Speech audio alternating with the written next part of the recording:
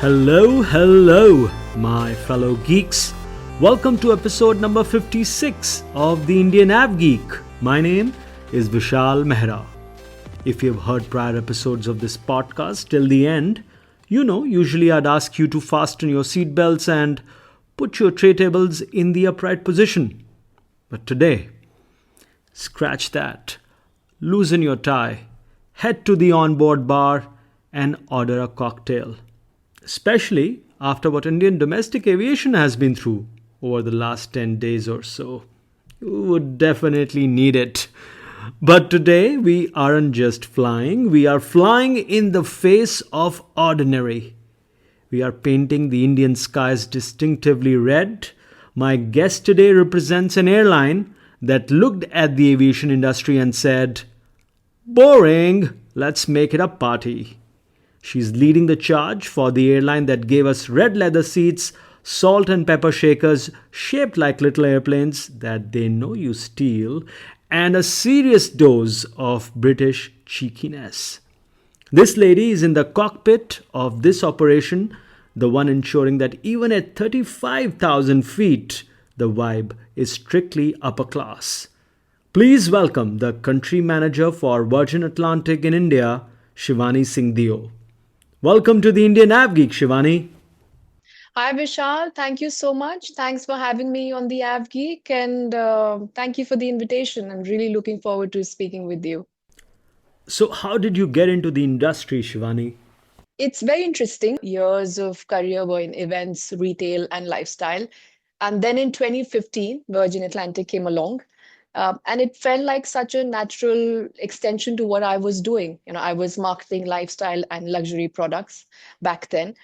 So I feel whether you're selling a luxury product or a holiday, you really are in the business of creating experiences for your customers.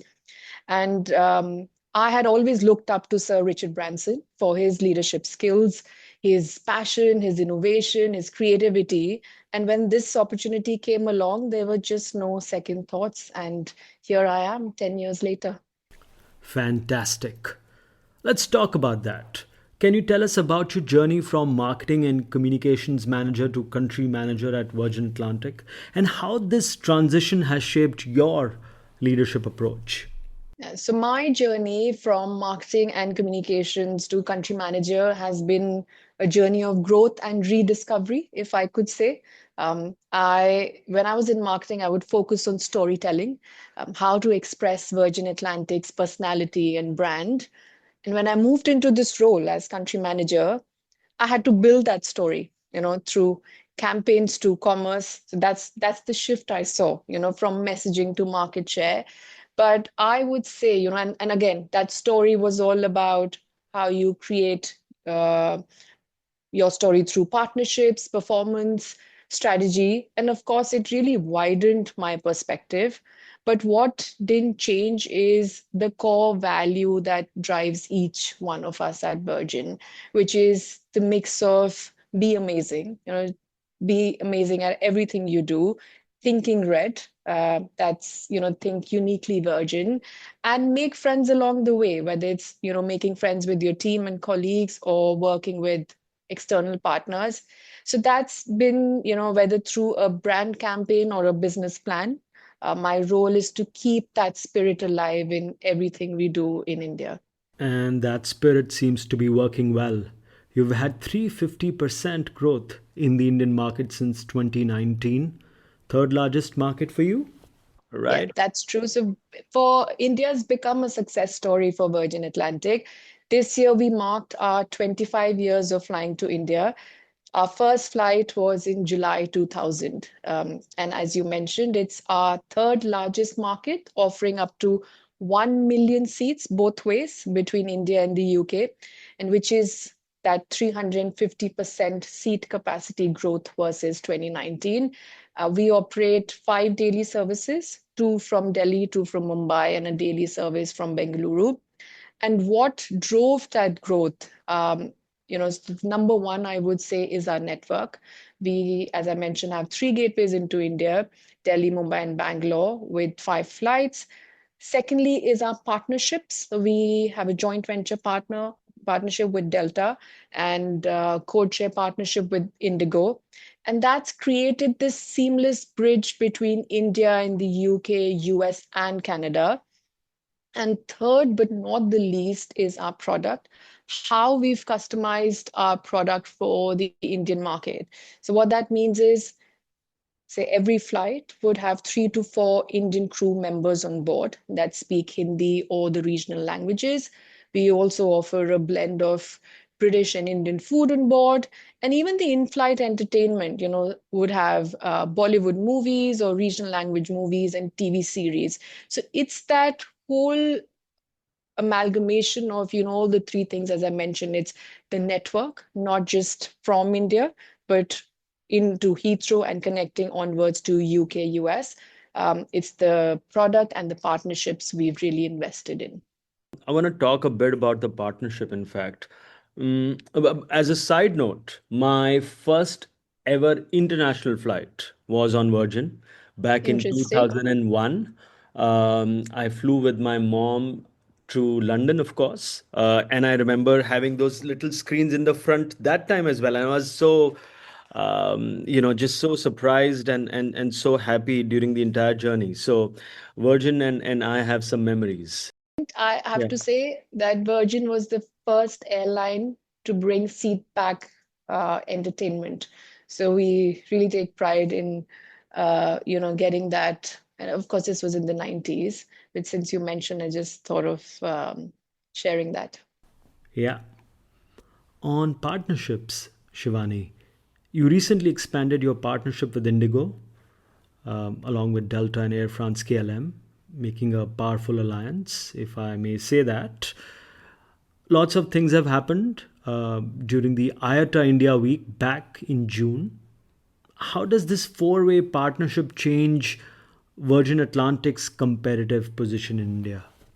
Sure. So I'll first start off with where we started. So 3 years back, we entered into a code share agreement with IndiGo. And this partnership since then has really strengthened our network in India, giving our customers that choice to fly from 36 points in India all through one simple, seamless journey. Now, what's next is even a deeper collaboration. And I would say this partnership with Indigo, Air France, KLM, all airlines coming together is genuinely transformational. It's about creating a new global connectivity built all around the customer. So by linking Indigo's domestic network with Virgin Atlantic's UK base, Delta's North American strength, and Air France KLM's European reach, it's giving that choice to the customer so they can enjoy their journeys much more smoother, faster from dozens of cities across India to Europe and North America. Strategically, it gives us that network scale, compared to other carriers. And distinctively, I would say it's much more efficient, giving that flexibility and that consistent premium service end to end. Whether you're flying from India to UK, Europe, or US, you get that seamless journey and that premium experience across.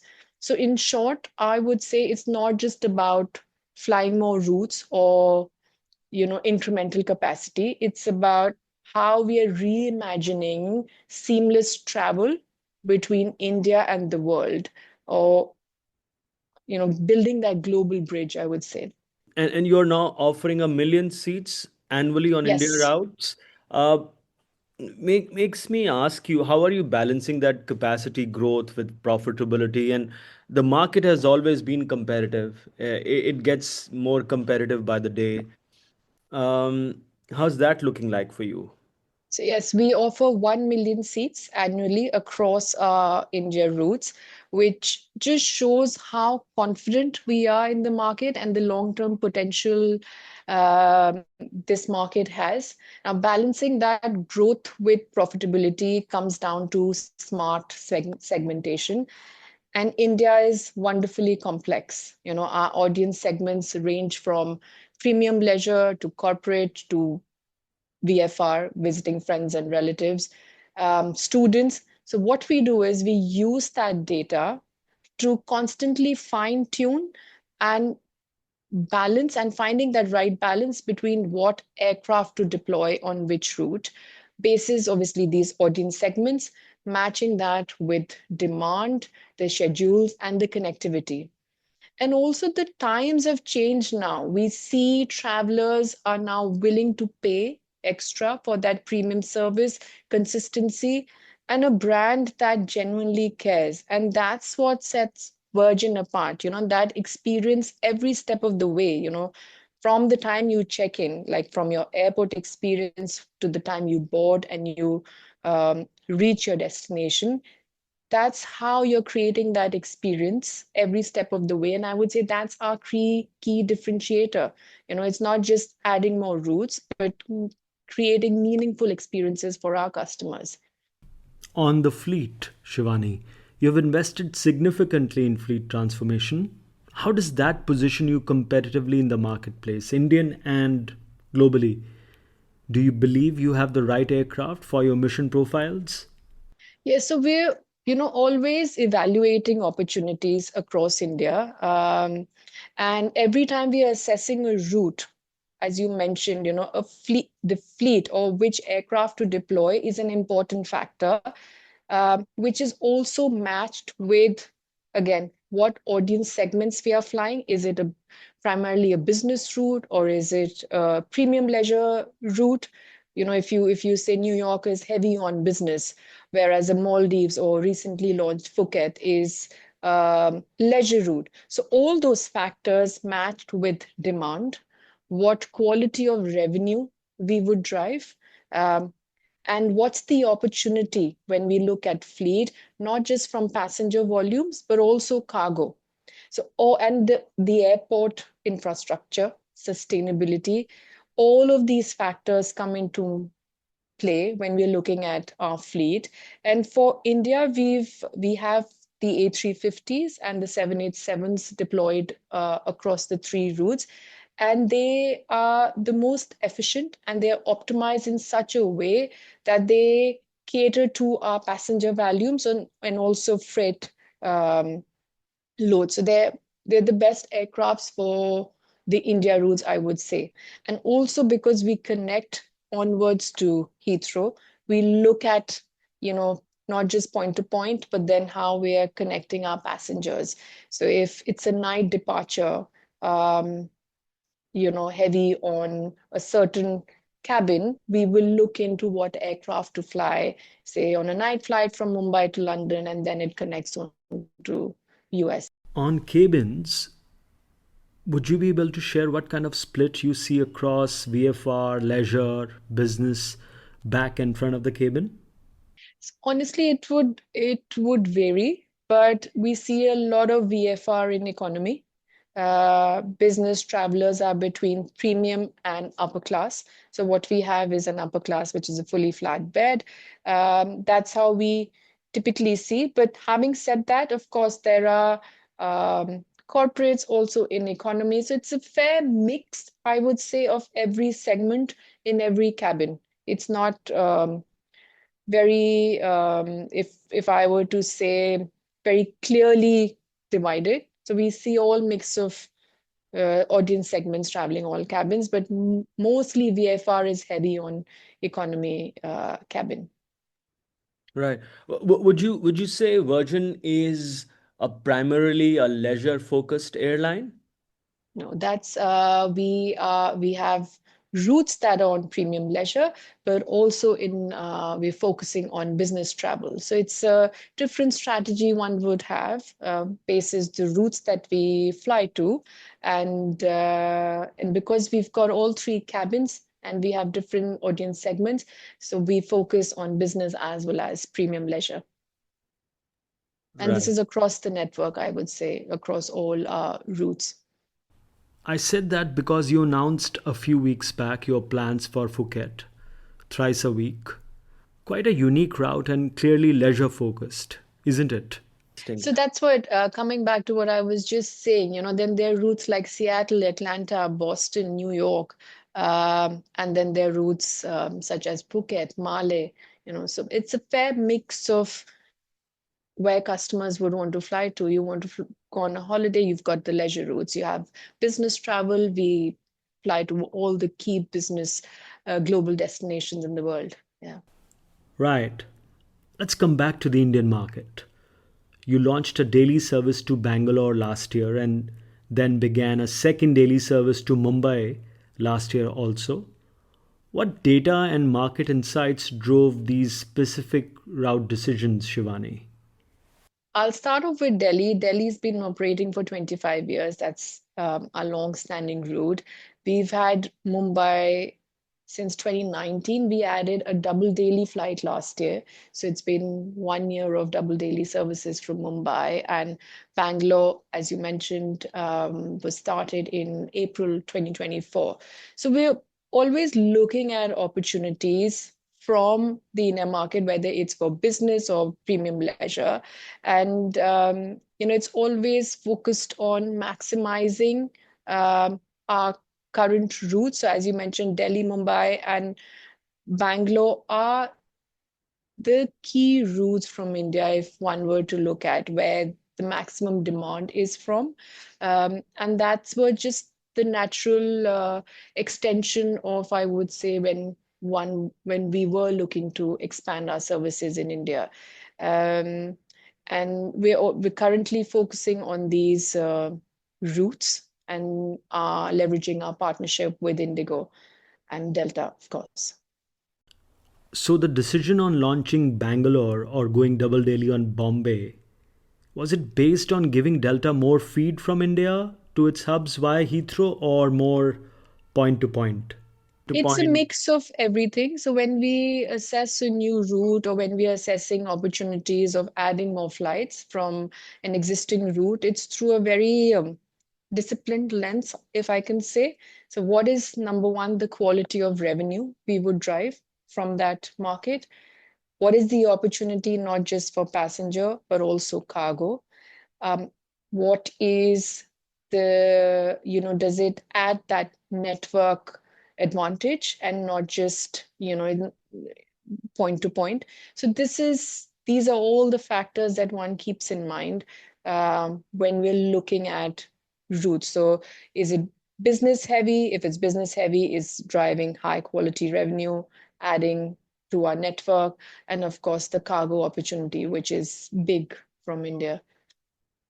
So yes, it's a mix of all these factors, I would say, not just one. Yeah, in fact, that was going to be my next question. Cities like Hyderabad, Amritsar, Goa, and Ahmedabad are being considered for expansion by Virgin Atlantic. That's what I've read. Is that true? There are quite a few destinations that our network planning and strategy teams are evaluating. But at the moment, we are focusing on maximizing value from our existing services, the three routes that we have in India. But what lies ahead, let's see. The future is great from India.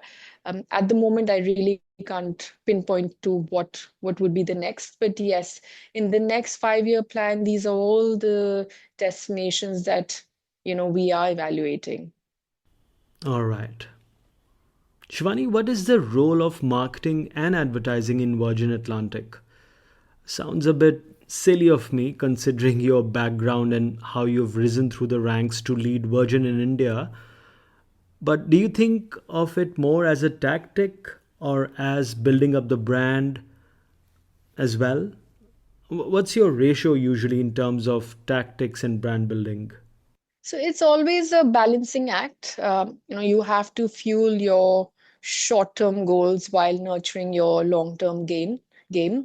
So for us, it's always a sweet spot, if I can say, usually a 60-40. So 60% on tactical campaigns that would drive conversions, and then 40% in our long-term brand building about storytelling and reinforcing our brand values, which of being yourself, your individuality, your inclusivity and diversity. But having said that, it can vary depending on what the focus is for that year, what campaigns we are driving. And interestingly, what we've found is that brand led work actually enhances tactical performance. So when people feel emotionally connected to your brand, they're more responsive to promotions. It's not always about pricing. So they have to have that connect with the brand to really, wanting to pay that price to fly with you. So it's a perfect proof of, how brand love or that connection with your brand can drive business results. So it's a fair balance, I would say, between the two. Sometime back, I saw your latest global campaign, Be a Rainbow in the Clouds. That hasn't made its Indian debut yet, right? It hasn't, but I do want to say is so. Firstly, it's be a rainbow in the sky is a lovely reflection of what Virgin Atlantic truly stands for. As I just said, our brand values are about being yourself, the individuality, and the sense of freedom you feel when you board a Virgin Atlantic flight. So for us in India, it's not always about translating that message. What it means is, what does it mean for customers in terms of product and service on board? How a customer feels when they enter a Virgin flight. So for, say, premium leisure travelers, it's about self-expression and the sense of freedom when you're flying Virgin. For VFR travelers, we are focusing on warmth and that care. Things like extra baggage allowance, tailored menus on board, and flexible fares, which make their travel much more effortless and easy. So, to come back to your question, yes, not in terms of, say, like airing the ads, but we've translated that in terms of our service on board. All right. And just a bit more on that, Shivani. So, every global campaign by Virgin Atlantic is assessed independently by local markets, whether it will appear in the market or not? Or is there any flat out mandate by the global team? Number one is it has to, of course, the campaign resonates with the brand, and that brand is across all our global markets. It would depend on, sometimes it's launched globally, and we are using that, maybe not because you're from the advertising world, you would understand, not say in ATL, so not through TV ads or billboards, but we would be using that, say, in events, in other forms. So typically, Be a Rainbow in the Clouds is not aired in terms of the ATL aspect, but we're using it in our events and engagement with, say, travel agents and customers. So it's not that there's a mandate as such, and markets are picked. It's what platform we are using in which market. I think you have a very unique marketing campaign for travel agents as well, but I will touch upon that a bit later in the show. I want to talk about the overall brand for now. Virgin Atlantic is known for its distinct premium positioning. How do you clearly differentiate this product and brand experience against a traditional full service carrier like Air India or the increasingly powerful Middle Eastern carriers, which are especially very popular and very profitable in the India UK corridor? Firstly, I really want to say I actually think competition is healthy. As long as everyone is getting their fair share of the pie, there's space and room for everyone to grow.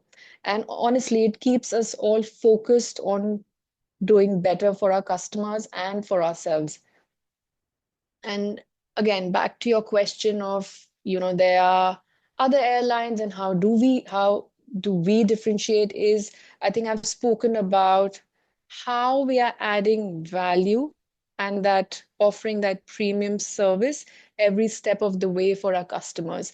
That's our key differentiator. When you board a Virgin Atlantic flight, when a crew member remembers your name, the smiles on board, that's the human connection I feel that really differentiates us. How we've tailored our product, it's every step of the way. When you've flown with Virgin, so I can give you examples.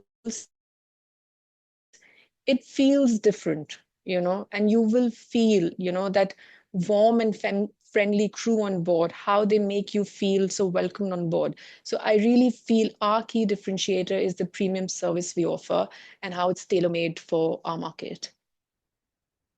And another thing I would want to mention here is the connections and how, whether you want to say fly from Kanpur to Boston, it's made seamless through our partnerships, because that's what we really focused on is, of course, you've got the premium experience on board, but also your journey is made seamless, giving, customers that choice of connections from India to UK and onwards to US and Canada.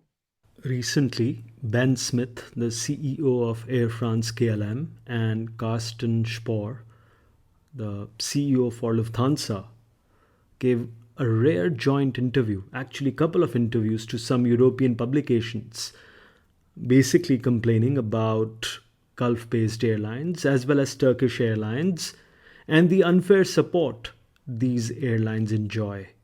They mentioned how the unfettered and open access to EU skies is incorrect. And in his remarks, Ben Smith basically compared 2 decades of airline growth. He said Gulf and Turkish Airlines have expanded by 1,000% and 756%, respectively, while at the same time, Air France and Lufthansa grew by just 14 and 16% each, respectively, underscoring the extraordinary growth fueled by regulatory advantages and fiscal support that Gulf carriers enjoy. I'm not going to ask you to comment on what they said. You are not here representing them, obviously, but because Air France KLM, at least, is your close partner, what is Virgin Atlantic's take on all of this? So, Vishal, I can say from India is we focus on our direct routes, which is Delhi, Mumbai, Bangalore to Heathrow, right? There are numerous one-stop carriers, and the list will go on and on.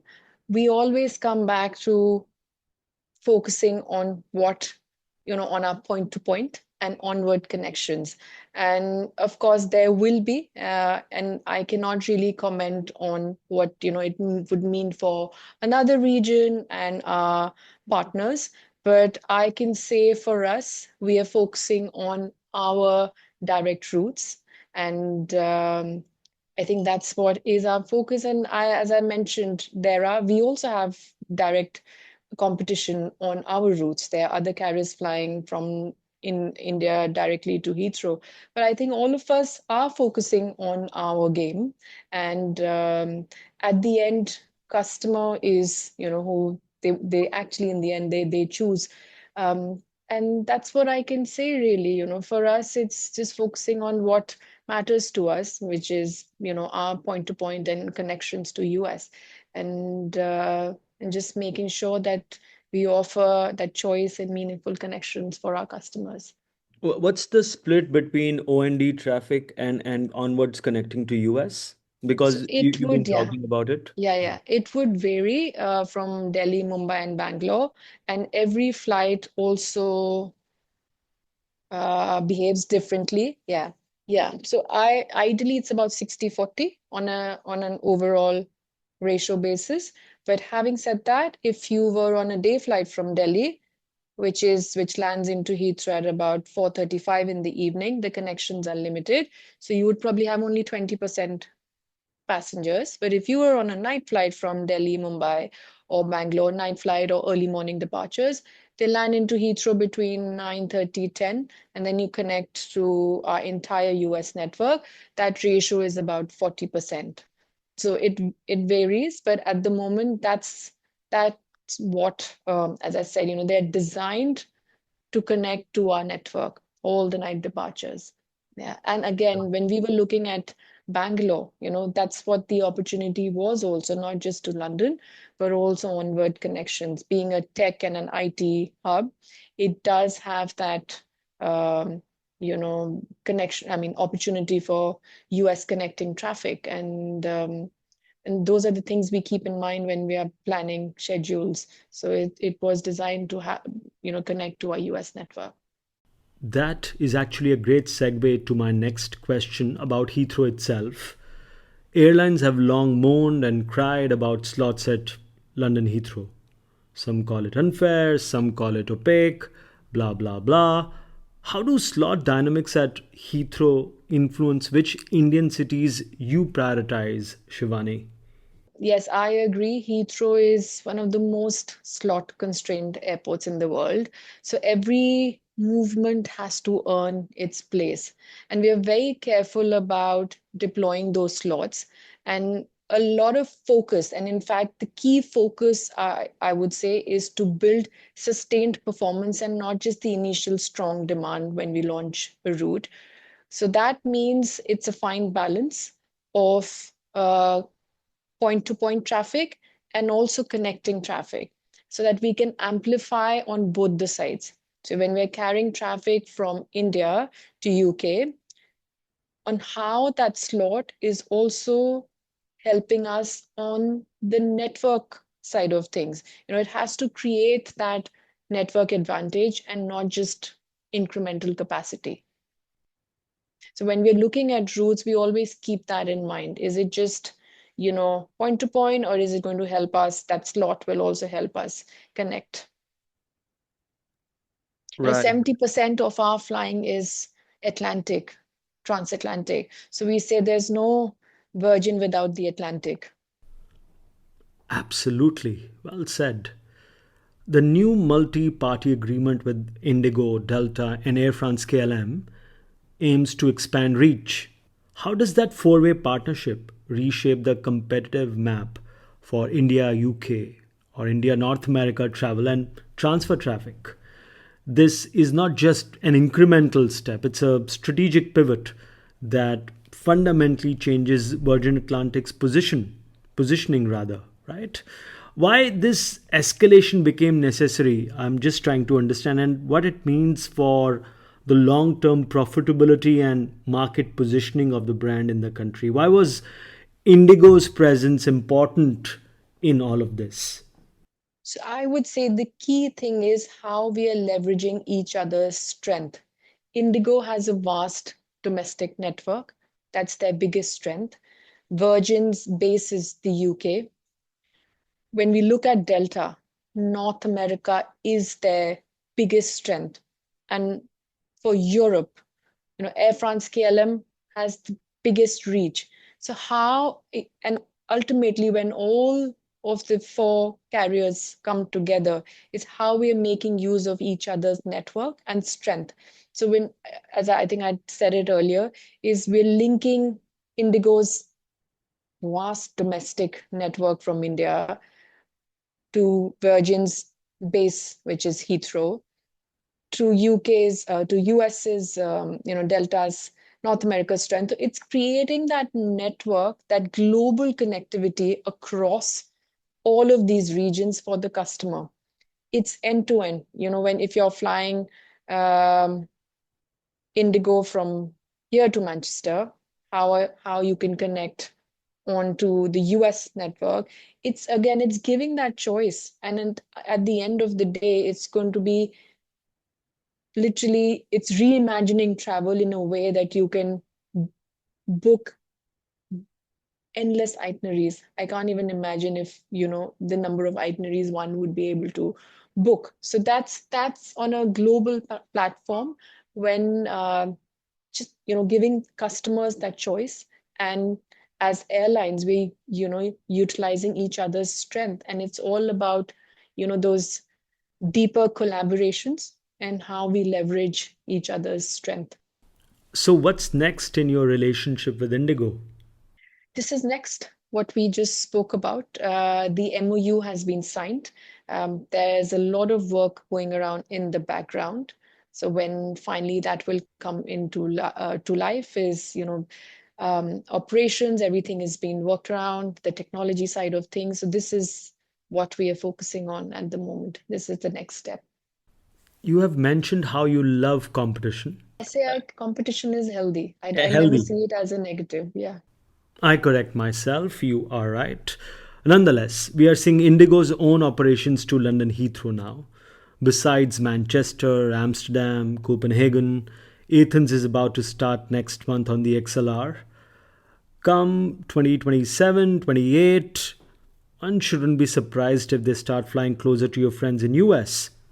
How does this all work out? I'm just curious. Is this a partnership of convenience? Lots of factors are at play. Are we all frenemies now? I like that word, frenemy. So I would say, Vishal, you know the future of aviation in India, right?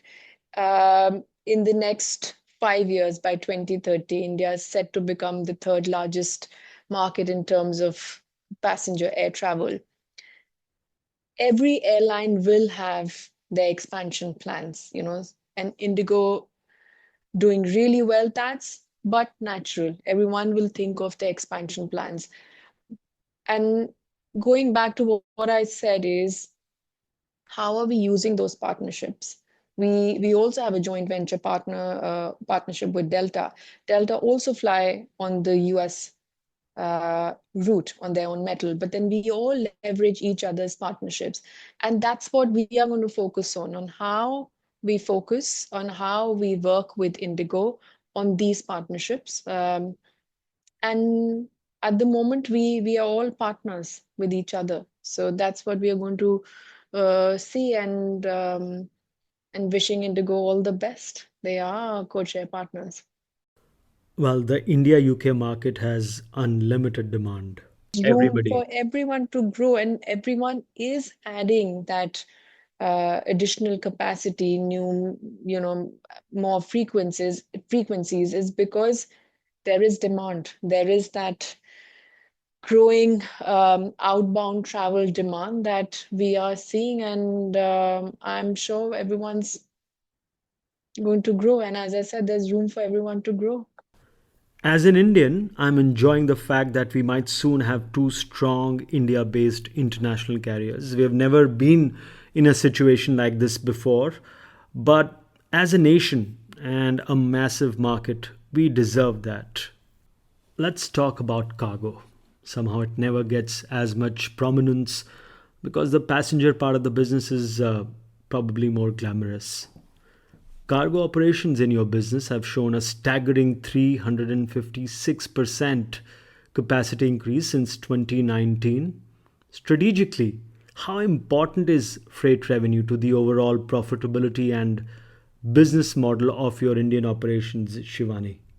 Yeah, so cargo has become one of our most exciting parts. You said it doesn't get that limelight, but I have to tell you, since 2019, it's seen a similar growth trajectory as passenger. So it's grown 356% in cargo capacity. And that's not just now a side business, it's a key driver of route profitability and resilience. In COVID, when there were no passengers traveling, it was cargo that kept us going. And India's export market has evolved drastically, from textiles to e-commerce to perishables, pharmaceuticals. At the same time, we're also seeing a rising demand from UK and beyond, imports into India. So it's all reflecting that India's consumer power and our modern fleet. I think we spoke about this, particularly the 787s and the A350s. They give us that flexibility to optimize passenger as well as freight loads efficiently. And in short, I can say that cargo is not just a part of the business model, it's a pillar of growth. And we've seen that, 356% growth since 2019, doing amazingly well. And again, for India, it's, all three routes we see from Bangalore, from Mumbai, Delhi, cargo is doing extremely well. When we are planning our commercial strategy, every time we plan a new route or we are assessing routes, it's always with the dual focus. It's passenger and cargo, and what aircraft is deployed on each route, both of these things are kept in mind. Not just who's flying, but what's flying. What's the export mix? What are the demand cycles? What are the trading opportunities we have from these routes? So our commercial and cargo teams are always working hand in hand. Seeing when we're looking at routes, we need to align pricing, what's the capacity, the seasonality of each route, and just to make sure they're profitable year round. And again, as I mentioned about the aircrafts, that play a key role when we are looking into routes because we need to look at cargo as well as passenger volumes. Virgin has emphasized a young, clean fleet strategy. Any specific examples where a newer aircraft unlocked a route or a cabin product that an older fleet wouldn't support? We all know you have the latest 789s as well as the A350s in your fleet. All of the India routes have been there for a long time, especially Delhi, and we've changed aircrafts. As you said, on the India routes, and every 6, 7, 8 years, these aircrafts are changed. So I can't really say that specifically because of an aircraft we have unlocked a route, and for India specifically, we've these are long-standing routes, and every time we are upgauging, as we keep bringing newer aircrafts into the fleet. Let's talk about the Sky High Club. Like with most things Virgin, ample amount of cheek. What business insight prompted an India only trade rewards program, and what early ROI signals are you tracking? Is it bookings? Is it retention? Average booking value? What are you tracking? Sure. So Sky High Club is my one of my favorite initiatives. It's a truly rewarding program designed for the frontline booker. We've launched it in the UK. It's going to be 3 years this November. And India was the first international market for Virgin to have this program. We launched it in June this year. How it works is the agent has to sign up for the program, which is Virgin Atlantic skyhighclub.in. And every time they make a Virgin Atlantic booking, they earn points, which can be redeemed across 200 partners that we have on board. And these are uniquely Virgin rewards. You can think experiences, special events, things that go beyond traditional incentives. It's already performing really well. I won't be able to share specific numbers here, but all I can say, it's driving that brand preference and loyalty. And we've seen high levels of engagement from the travel agent community, which is what was our key objective, more than just the numbers of, say, these many registrations or these many claims. What matters most is that we have a program that the travel agents love, they are connected to. I know it makes them feel a part of the Virgin family, which is, all boils down to what our key brand values are. Have that connect with the brand. And every time, the team is out and about in the market, everyone is giving such great feedback about this loyalty program. And I think um, there were few airlines a couple of years back who had this in the market, but at the moment, Virgin's again back with something new, and everyone's loving it. So, for this program, are there any ROI metrics that you focus on? Is it a combination of different things, maybe? So the first and foremost, when we launched it, was to have certain number of registrations in the first year, given the travel agency universe or the travel agent universe in India. So the first metrics is signups and registrations. And then going beyond just those numbers, it's what's the engagement level?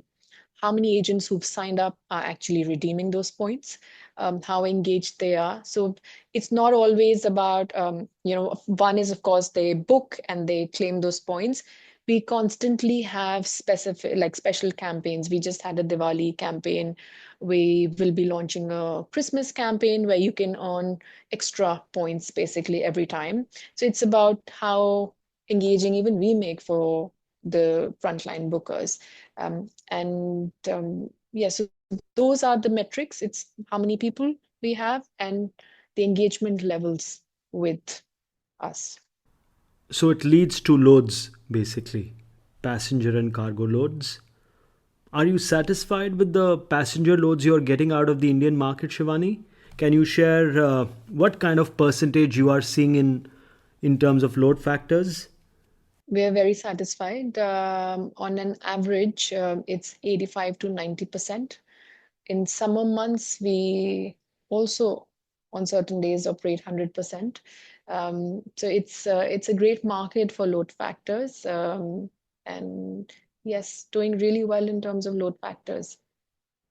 Of course, there are seasonalities across every route, but as I said, it's 85 to 90% average from India. Great. That's a strong case for adding more routes, hopefully. Maybe more frequencies out of Delhi, my home airport. India is set to become the world's third largest aviation market. Aside from growth in corporate and VFR, what less talked about trends do you anticipate will most significantly shape the future of air travel, Shivani? I'm sure you will have some great insights as a country leader from a macro and a micro level. So there's some really interesting shifts happening in aviation right now that I see, especially around technology and traveler behavior. On the tech side, we're seeing huge advances from generative AI, AI being used for flight schedules, pricing, enhancing customer experience to smart airports. So when you're traveling, how biometrics are being used at airports, digi wallets, all of those things will go bigger and bigger in the near future. But again, I always feel, even as technology takes over, transactional parts of travel, I generally feel that warmth and that human connection will always stay important, because at the end of the day, customers want those smiles, that reassurance, and those personal touches that travelers are looking for. But that's on the tech side. And the other thing, that another big trend I see is the leisure generation, the young aspiring travelers who are prioritizing experiences over possessions. They're looking for authenticity, creativity, and much more meaningful experiences. So these are the two shifts I see. One is on the tech side of things, on how airports and airlines are going to be using AI. And the other is this shift in traveler behavior of, the leisure aspiring travelers and the young generation choosing travel over just, you know, possessions. As one of the few female country managers in Indian aviation, what practical advice would you give to women aiming for senior airline roles? And one personal habit that helped you succeed? So that's a very important question, Vishal, and something very close to my heart. For women who are aspiring to leadership roles, I'd say your voice is your superpower. Aviation has always been about precision and performance, but I also think it needs empathy and perspective. Don't quieten what makes you different. Bring that voice into the room. I've always believed any organization that has a diverse representation, that's crucial to any business's success. And the earlier we imbibe that inclusion and diversity, we unlock so much more talent and perspective. And personally, one habit that really helped me is having an open mind to learning and growing, and just being curious, whether it's being curious about people, cultures, and idea. I've moved roles, from marketing I came to commercial. You because I had that, passion for growing and learning, and I moved literally my roles after 10, 12, 14 years. So it's because I always wanted to learn, and every day you are learning something new. So yes, that's what I would tell everyone who's aspiring, that bring your perspective into the room and don't be shy of it. And I would I have this vision, and I envision this travel industry, that it's represented by equally by women, at every level, be it decision making boardrooms or operational roles, or even frontline roles, where inclusivity is just not a policy, it's an inherent part of our culture. It really will, bring that talent into every organization. Thanks for sharing all that, Shivani. Over the last 55 episodes I've done of the Indian Av Geek, I've had less than a handful of women on the show. On the other hand, the other podcast that I produce, the Indian Ad Geek, the ratio of women leaders is far higher, probably also reflective of the industry in some manner.